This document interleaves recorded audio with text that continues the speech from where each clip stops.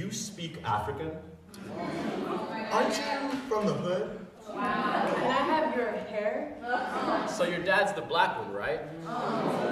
Why do you talk like a white girl?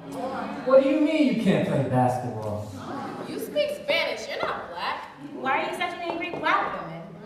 Can you even comb your hair? Definitely. Sis? Hey, what's up? How's it going? Hey. How are you? I'm okay. Yeah? Yeah. So, I have a big break between 9 a.m. and 11 a.m. Yeah. So, what's new with you? Oh, shoot. What's wrong? I have a meeting in Hebron in 5 minutes. I totally forgot. Okay. I'm gonna head out, but I'll see you all later. Oh, okay. Well, thank you. Come again.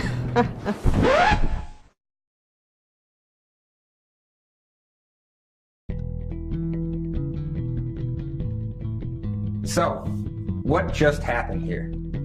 This was a microaggression.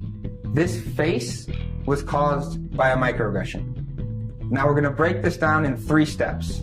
Step 1. What exactly is a microaggression? Well, according to Dr. Gerald Wing Su, microaggressions are the everyday verbal, nonverbal insults, whether intentional or unintentional. They communicate negative messages to people based on marginalized group membership. Now, step 2, what exactly made this a microaggression? Much of this is outside the level of consciousness. In this situation, the unconscious stereotyping was that of another culture's language. And step 3, what can we do to make it better? Just say goodbye. Fat people so often offend others in society, and I find that it's one of the last socially acceptable prejudices. I absolutely agree with you on that one, but what about people who are concerned about you? I mean, there might be people concerned you're going to keel over and die because maybe your body, your heart won't be able to sustain all the enthusiasm that you have. That's true. I do have a lot of enthusiasm. I think that the concern for health is often a mask to discriminate or to be cruel to fat people. I think there are actually very few people in my life who care and love me enough to be genuinely concerned about my health. And as far as my health goes, I would like to break some stereotypes about fat people, because even at 380 pounds, I'm certainly not naive to the health risks that may come if I stay this weight. But I have no major health problems. I've never even had high blood pressure. Yet, Whitney. Right, yet.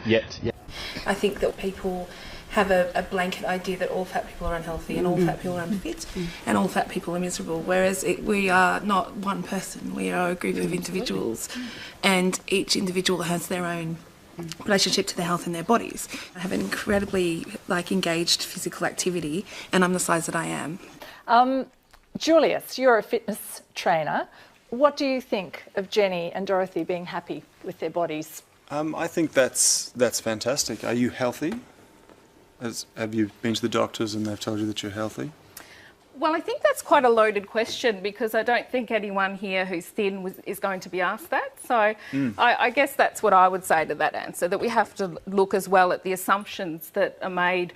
And I would say you can't actually tell someone's lifestyle or health by looking at them. I do think that there's such a health focus in our country that I call it healthism, a kind of moral obligation for people to be healthy. And I think that we have to watch that too. But isn't that because it costs taxpayers a lot of money if the population isn't healthy? People have to go to hospital, they have various kinds of diseases. Isn't that part of the reason why there's that focus? Well, perhaps, and but I also think that there's very much a focus on fat and health in our culture, on obesity and health. Yeah, it's interesting that you've just assumed that I eat bad food because of my size. No, I'd love to know, because if you're really healthy, do you have any joint issues, or so you're completely... I swim 2.5 kilometres a day. I walk, I exercise all the time. I am in a synchronised swimming team, and I really resent the fact that I have to actually justify my existence and my ability to live in the world in a bigger body. But yet at the same time, we live in a world that is not made for people who are fat. Airplanes, buses, chairs in people's homes. It must be difficult. It is difficult, and those are the things that we are seeking to change. We're changing the paradigm that we are not the problem.